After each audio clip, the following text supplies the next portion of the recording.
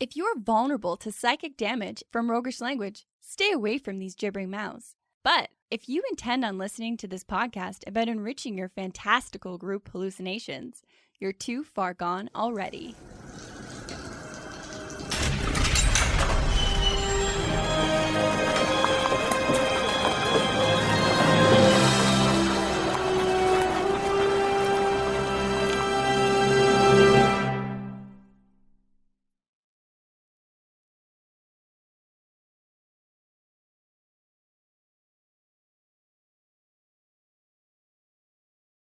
Your next game is going to be relentlessly haunting, and here's why.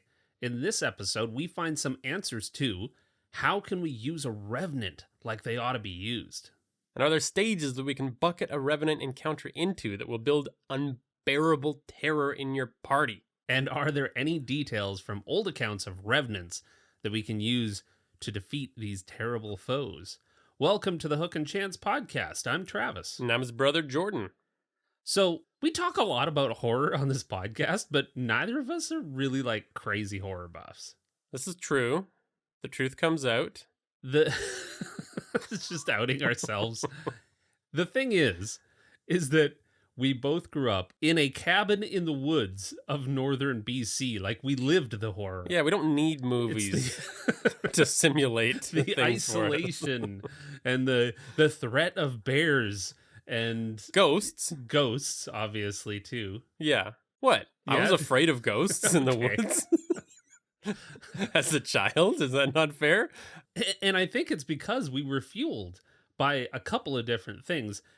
The first one that really jumps to mind is the old reel-to-reel player that our grandfather had. And he kind of like gifted the reel-to-reel player to you. And just like a huge bin of reels, of which he had recorded when he was a kid, all of these like scary stories. So while we didn't watch a lot of horror movies, like we didn't come up watching Friday the 13th, we were listening to like the scratchy sound of an old reel-to-reel player turning in a cabin in the woods. Like, this was some terrifying shit. Yeah, like 1950s radio plays of horrifying monsters. And if you haven't ever listened to audio horror, do yourselves a favor because your imagination is better than anything on the screen. Yeah. This is what gets you, I'm telling you. And one of the ones that we listened to a lot was He Who Follows Me, which just this absolutely terrifying radio play. In retrospect, it probably isn't all that terrifying. Probably not. As children, I remember being scared shitless. And this is actually, wow, this is like bringing back some shit. Because now I recall being late for school one day, and we had a fairly long driveway. Like, it was probably maybe a kilometer long to the bus stop. And I remember trying to run to catch the school bus in the middle of a whiteout. Like early morning, because it's in the middle of winter. Like, it doesn't get light till like 1:30 in the afternoon. Like, we live in a world of darkness in the winter in northern BC. And so I remember in the dark trudging through an absolute whiteout and feeling someone walking up behind me and following me down the driveway. And I could just see the silhouette through the snow very vaguely, and I started walking faster and faster and faster and faster. And sure enough, I get to the bus stop just as the bus is leaving, and I can't catch it. He can't hear me through the deadening sound of the snow falling. And now I'm left with my follower, this silhouette walking through the driving snow in the dark, approaching me. And there's nothing that I can do but just wait for my ultimate doom. It turned out to be Dad. Dad was making sure that I made the bus. But I was ready to fight for my life. Yeah, it doesn't get much more foreboding than that. And that ties, yeah, that's a Revenant, if I've ever heard of one. And maybe just to give some added context, we'll play a little snippet of He Who Follows Me, just so you can kind of get the flavor of where we're coming from when we think of revenants. And now, the Hall of Fantasy. Welcome to the Hall of Fantasy. Welcome to the series of radio dramas dedicated to the supernatural, the unusual, and the unknown. Come with me, my friends. We shall descend to the world of the unknown and forbidden, down to the depths where the veil of time is lifted, and the supernatural reigns as king.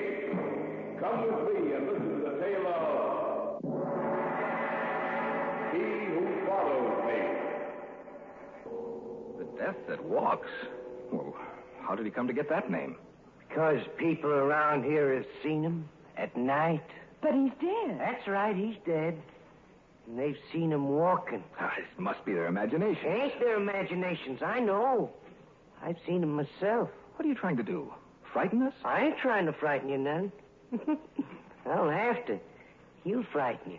Old Mr. Thomas, the death that walks. Because he'll come for you. He'll come for you. So you can kind of see where we're coming from with this. This is where we start from when we think of the Revenant and what it could be. And don't be surprised if you hear more clips of that throughout this episode, because we just cannot help but be obsessed with that as our starting point. We want to share those moments that got our young brains with you so that you can share it with your party. And also, quick content warning, we're going to talk a lot about burning and being burned. If that icks you out like it icks me out already, like I've already got a mental, no, I don't. So that's what we're going to be discussing a little bit in this setup to how to use revenants really well. And it's weird how before D&D, I didn't even really have a term for them, but we've all seen this kind of monster in, our reel-to-reels, but there's all kind of movies that have them in it. And they're such a good monster, something relentlessly hunting and pursuing the hero. Well, think about the two most enduring horror characters in fiction. You've got Jason and you've got Michael Myers, and both of them are not these invincible forces, but they're unending. In the Halloween movies, Michael Myers gets stabbed and burned and shot. A teen girl just stabs him in the chest, and that's, it sets him back, sure.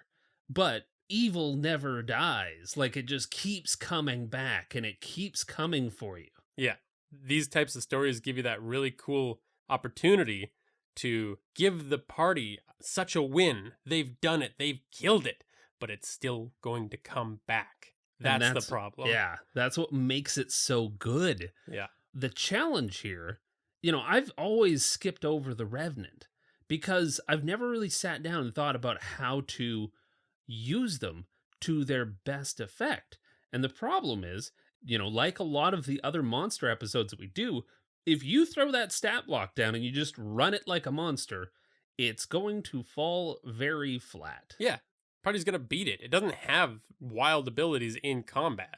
Scenario 1, you throw the Revenant at the party as a zombie and they kill it, and then it comes back a little while later and then they kill it again, and then it comes back and then they kill it again, and then they're just wondering what the hell to do. Yeah, you're just taking up game time with the same combat. Yeah. And kind of a problem with the Revenant is that nowhere in the stat block does it tell you that you can use the Wish spell, which is one of the highest level spells in the game, to defeat it. Yeah. But there's got to be other methods, and I know that they probably do that to give you some creativity as a DM, but unless you think about that beforehand, you're just going to keep throwing it at the party. And I really doubt that the players, when given a Wish spell, are going to use it to get rid of the CR5 zombie that's following. They're going to use that on something wildly different that's going to throw your game way off track. And if they actually wait until they're high enough level to have the Wish spell, every time that Revenant shows up,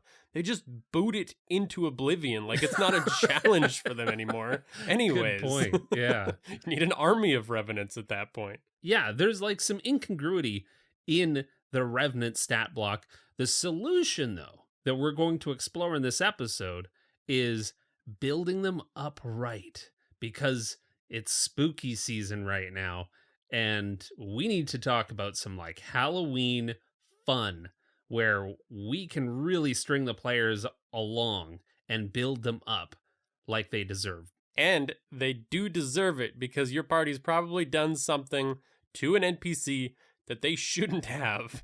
Maybe Yes. they've, terribly murdered somebody that has haunted you, the DM. So this is your chance to get them the fuck back. Love it. And we're going to do that in the strategy stateroom. This is the Strategy Stateroom, where inventive and cunning tactics are crafted for when they're needed most.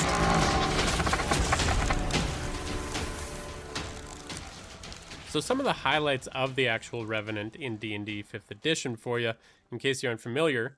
First of all, they got high stats across the board, but some of their absolute strengths are literally strength. They got an 18, constitution they have an 18, and charisma and also wisdom are pretty high. Charisma is 18 and wisdom is 16. So they're incredibly powerful and incredibly intelligent, good at handling social situations for a zombie. That's the real kicker there, is that this thing can think its way through problems and get people on its side and get leverage over people. This is a thinking, maniacal, undead monster. And if it tells other NPCs what you did to it, how hard is it really going to be for it to gain allies? Oh my goodness. Come on. Another couple of things to point out, though, is that it's got saving throws out the wazoo, of course, as well. Like, it has a +7 to a bunch of saving throws, and it has immunities to charmed, exhaustion, frightened, paralyzed, poisoned, stunned. There's not much your party can do to slow this thing down. Right, which just goes to kind of reinforce that concept of a slowly marching force that will not stop. Some of its abilities to also heighten that. It's got regeneration, which means it regens hit points unless it takes fire or radiant damage. It's got rejuvenation, which when you kill it, it's going to come back in a new body. The stat block says within 24 hours. That's something we might play with a little bit. And it also knows exactly where you are. If it's after you, if it wants revenge on you, it is going to find you. There's nothing that can stop that. You cannot escape it. You cannot hide from it. But the other thing that really kind of influences the way we come at this monster is that as far as its actions in combat, they're good. I mean, they're not bad, but they're also not great. Like a multi-attack and a vengeful glare, which both do some damage and one paralyzes, and that's really cool. But it's not going to be a major threat against a party of 5.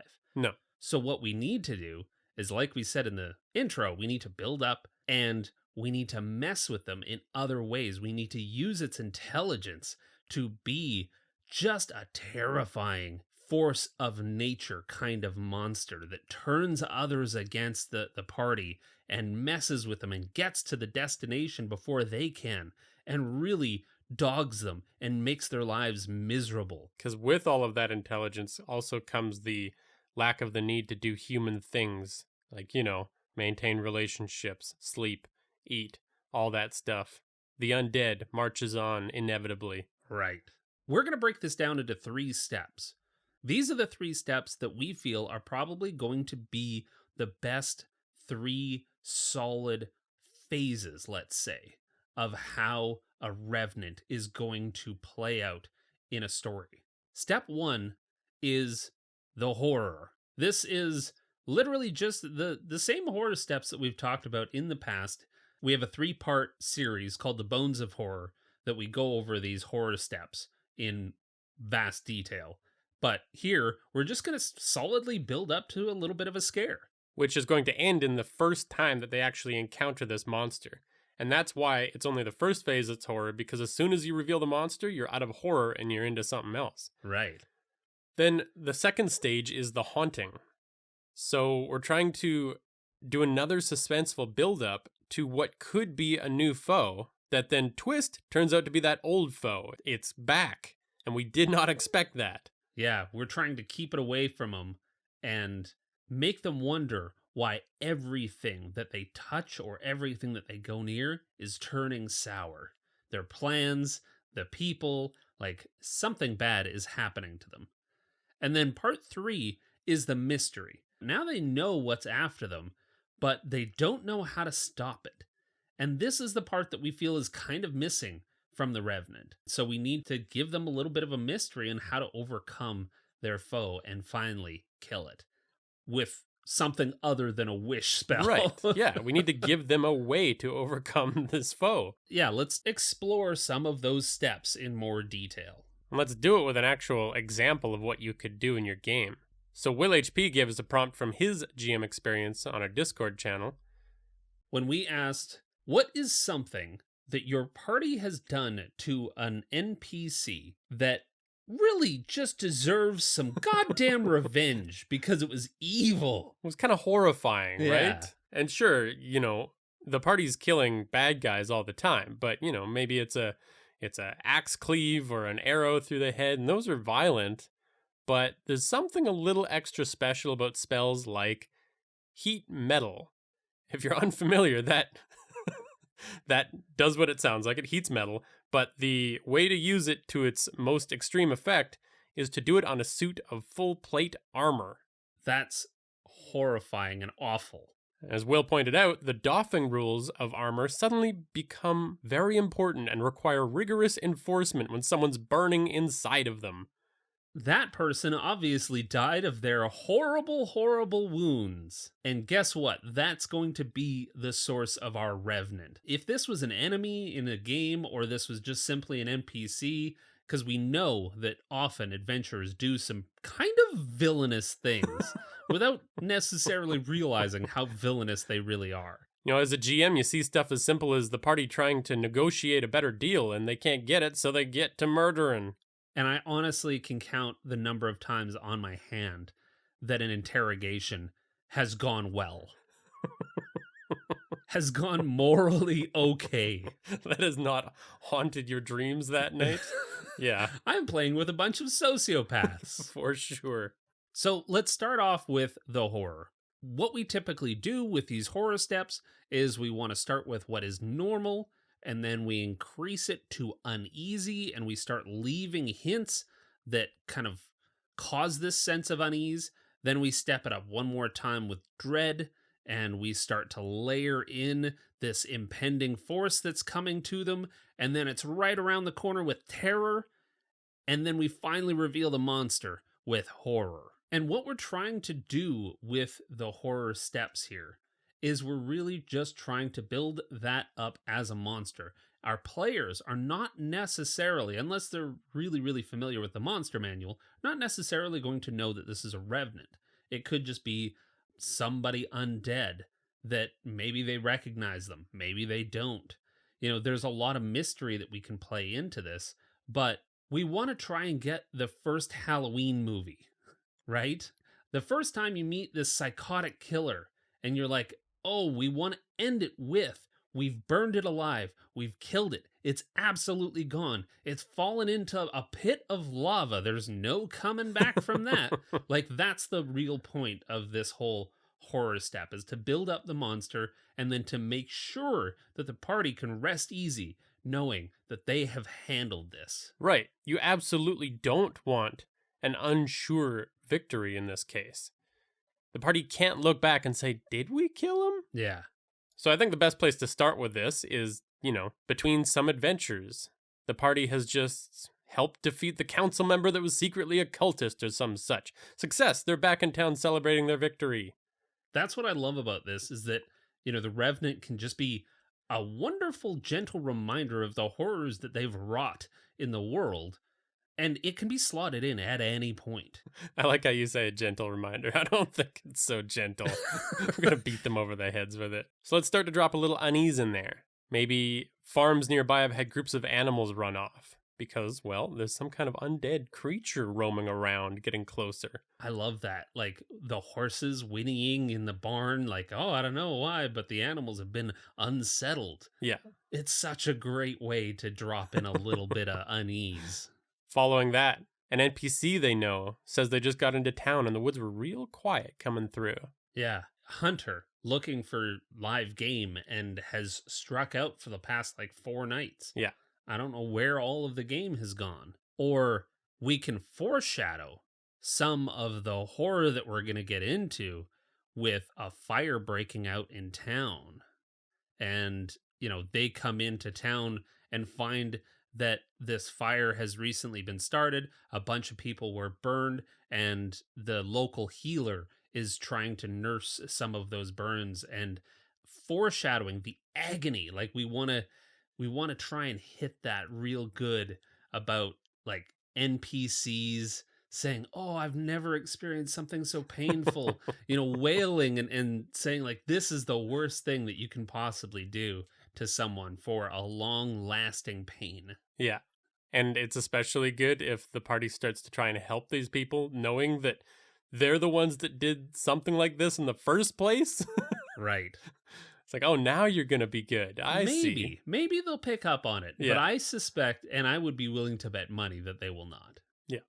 All right. So we step it up into Dread. Things are a little bit worse. We got dogs in town. All the dogs in town won't stop barking because they can sense something wrong. The evil that's coming.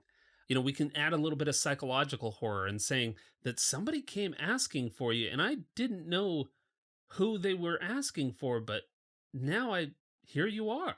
You're the interesting.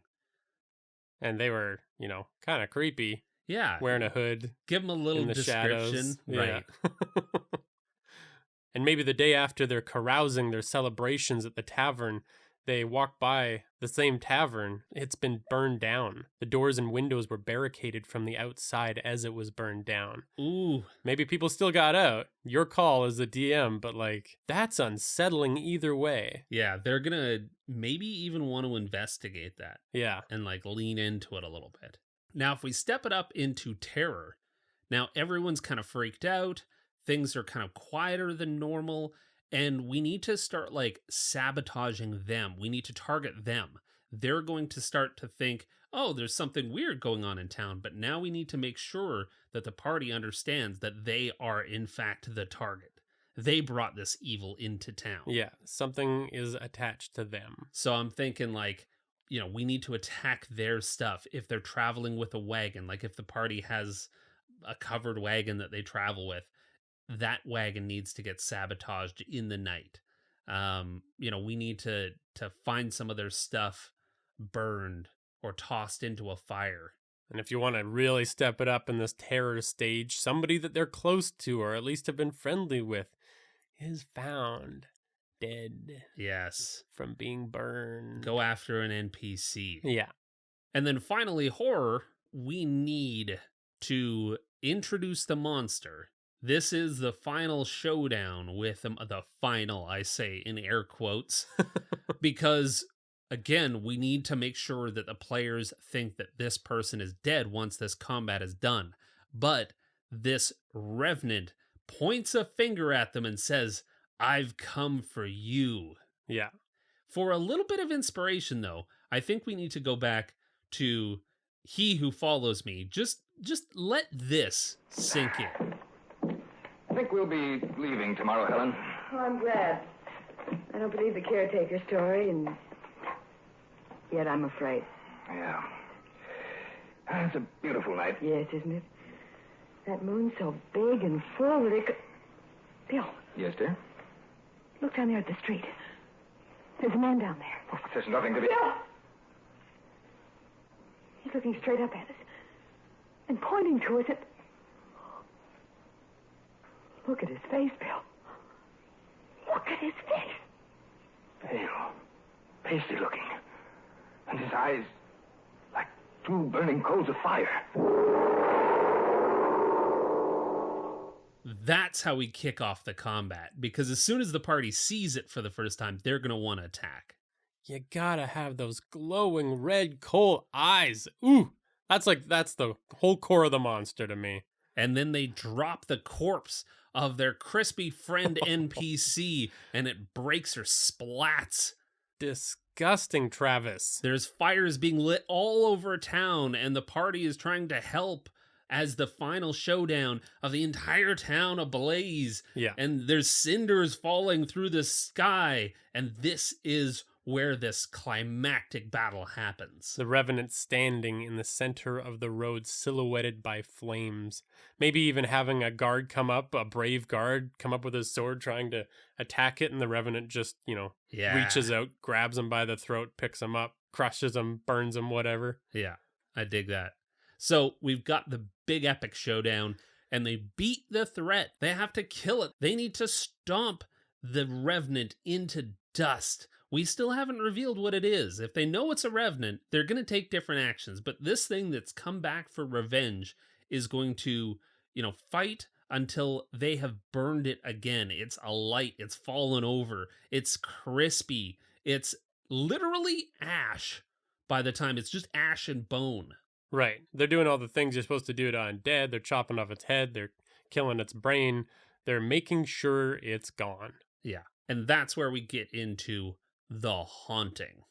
This is where you get to use your DM knowledge to your advantage and everything that the party's doing, because you want to present the Revenant as always being one step ahead. And you want to slowly build up this whole horror journey again. And you can make it seem like it's not the same thing, right? That's kind of the purpose of this stage. Well, again, the Revenant is smart enough. The Revenant knows what it's doing. So the Revenant knows it's going to abandon this motif of burning things, and it's just going to destroy their lives. Because it fought them once, it lost. It knows not to just walk up and fight them again. Right. We need to hit them with psychological horror. And then we also need to, just gross them out once in a while. But we're going to let them carry on their adventures. Whatever main story that they're going to pick back up after this Revenant encounter, we're going to let them do that. But like you said, Jord, every time they come into another town, things are not okay there. Yeah. Whether it's all of the people that they normally get their supplies from getting robbed or killed or taken out in some other way. If they're going back to a town that they know and love, we absolutely are going to have NPCs that are giving them reports of people following them. And what? This can't possibly be related. Right. But there's someone following me around town. Oh, we'll look for them. We'll never find them. You can even maybe have people abandoning this town or this home base. Things have been bad for a while and they're getting bad again. So we want to move.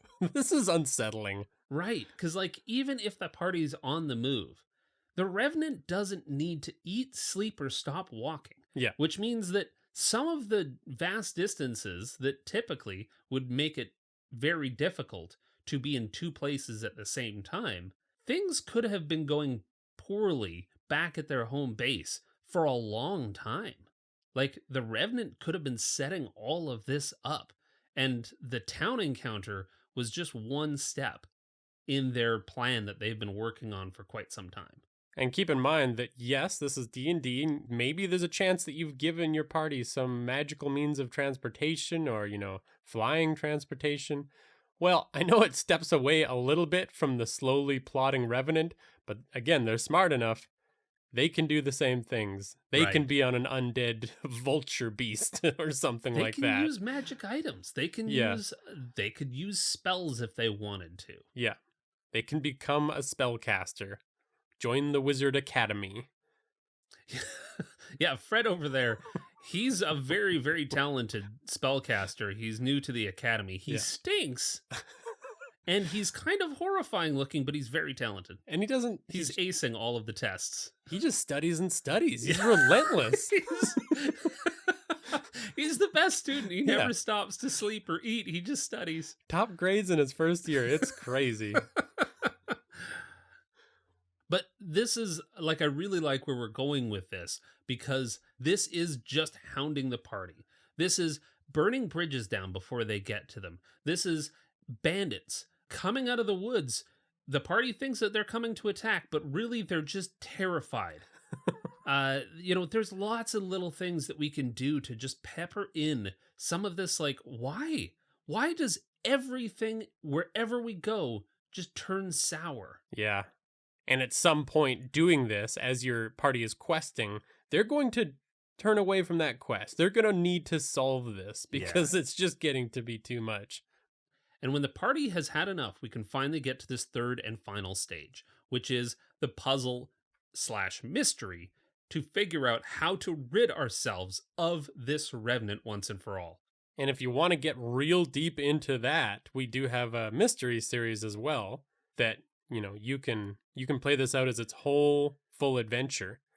But the basic steps you at least need to cover here are that the party learns that there's a way to kill it permanently.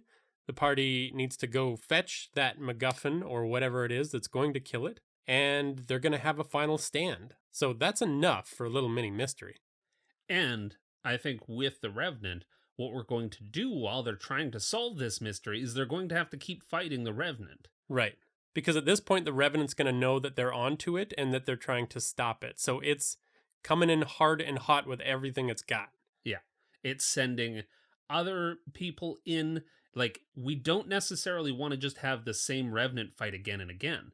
We're going to have the Revenant fight with other NPCs, with monsters that it's found and somehow turned toward the party. We're going to have this fight in different locations where it's going to be even more dynamic and more dramatic. So this is the Revenant, like you said, just coming on strong. Yeah. And that's how we can keep the same fight feeling fresh and more daunting and more terrifying with every single next encounter. Yeah. The Revenant's always there, but it's setting up the battlefield exactly how it wants, and it's getting harder and harder the closer you get. Now, where we're coming from with this idea on how to kill Revenants is back in like the lore around Revenants, the old folktales of Revenants. Typically, they were kind of zombies. And I think the only thing that was really different was that there were zombies with purpose. They had something done wrong to them, and that's why they came back. Not just looking for the closest brain. Yeah. But the difference being that they were usually killed by removing their heart. Or so some of these old folktales go, like the one where the English abbot of Burton tells the story of two runaway peasants from about 1090 who died suddenly of unknown causes and were buried, but the very same day they were interred, they appeared at evening while the sun was still up, carrying on their shoulders the wooden coffins in which they'd been buried. The whole following night they walked through the paths and fields of the village, and they spoke to the other peasants, banging on the walls of their houses and shouting, "Move quickly, move, get going, come!" Which is terrifying and also incongruous. Why? Well, where did they want them to go? Just get going. Just out. But the villagers became sick and started dying, but eventually the bodies of the revenants were exhumed, their heads were cut off, and their hearts were removed, which ended the spread of the sickness. I'm always curious about who's the guy that came up with the solution in those situations. Like, hey, I know these fellas. If we just go cut out their hearts, don't ask me how I know, but we're going to dig up some bodies and do some bad stuff. Well, that's just it, is that, like, how do you not come across as a nut job when you suggest that? Of like, how do we stop this plague? We gotta dig out their hearts. It's like, dude, you suggest that for literally everything. Yeah. You need to cool it on the heart cutting. We were having some bad crops last year, and that's what you wanted to do. I don't even know whose hearts you wanted. So yeah, the point here, though, is come up with a unique solution for this Revenant problem, and this can be a lot of fun, gives your players something to do, gives them some forward momentum to solving the problem. Take its heart out and destroy it. You could take out its heart and fill it with a special magic flower powder, and then replace it. I like solutions that involve needing to fight it one last time, like getting to the only wizard that can create a special vial of alchemist's fire that is going to keep it down. Yeah. Or, go full Lord of the Rings with it. You've got to fight it near a special volcano, forcing it to fall in while it's still alive so that it can't find a new host. Right. Kill it in the distant place where everyone wears a talisman so it can't jump to another corpse. It's so we have to go all the way to Antarctica, Victor Frankenstein style. Yeah. Don't feel constrained by this concept of the wish spell, though, I guess is our point here. Yeah. And now I just had a thought that during the final encounter, this Revenant's probably also got a sense of poetic justice. Maybe it's going to try and like put its original suit of armor on you. Yes. Yes. And again, by this point, it's been collecting its own resources. So in this situation, I'm giving that Revenant the ability to cast fire spells. They've graduated wizard school. They're casting Wall of Flame, Heat Metal themselves, Burning Hands. Just shock and awe. It's full of fire and it's coming out on you.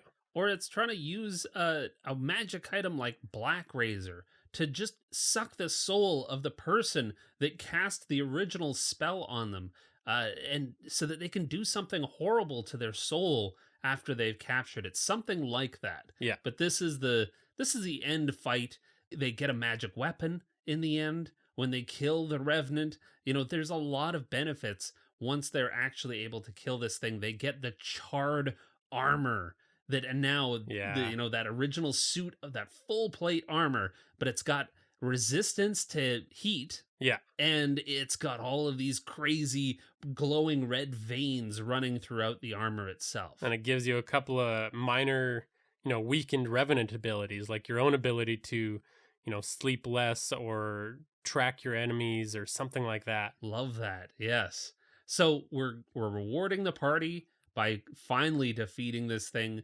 We're giving them something in exchange for us torturing them for the last couple of sessions. Yeah. With all of this nonsense.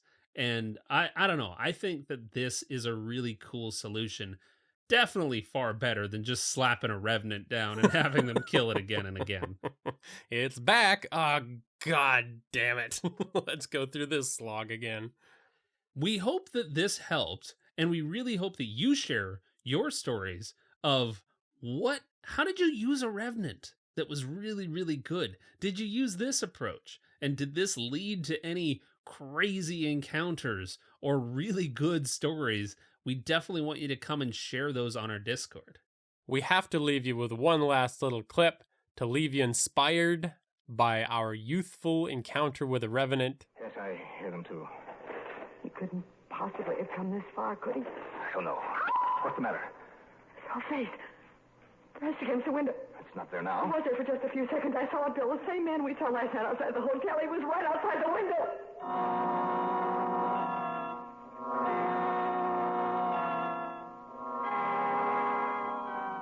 March 5th. This morning when I went in to pay the bill, the man who owns the motel said a strange, pasty-faced man had been in earlier and told him to tell me that he would follow me.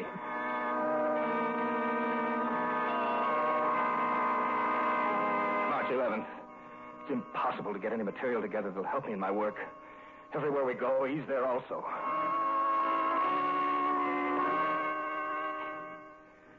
March 16th. Yeah, Mr. Mason, this guy said it was all right for you to go on ahead because he was going to follow you. March 22nd. No, he didn't leave a name. He just said that he'd be in touch with you. April 7th. Never saw anyone who looked like that before. See a friend of yours, Mr. Mason? April 18th. He said he'd follow you.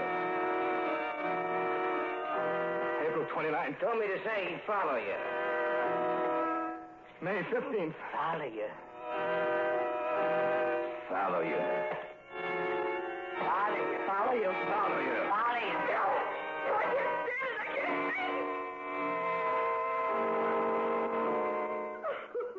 That honestly, I'm pretty sure I had nightmares about that for quite a while. Yeah, there's a lot of gems in some of those old stories. If you want inspiration, those are a great place to start. We'll link this entire radio play in our description, so go and check that out. Right now, we are also running a contest that's going to give you the ability to win some sweet loot.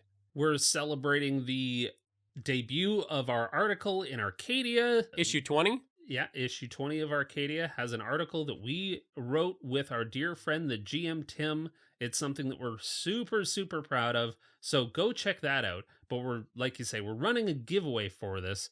We're also, I don't know, celebrating our 150th episode. We did it. We made 150. We're also celebrating Halloween, I guess. We like Yes, Halloween. we do. Anyways, there's like $600 and more worth of prizes. There's a ton that we're giving away on this. So we got stuff like a 1-year hero membership, as well as a couple of player memberships to give away to Describe, Flavor Text, Box Text, everything you need. You should go check out Describe because they got some really, really cool things that they're on offer. But we got 3-year-long memberships to give away. Each package is going to get a hardcover copy of Keith Ammon's More the Monsters Know What They're Doing. We've got a whole bunch of PDFs courtesy of Heavy Arms for each tier.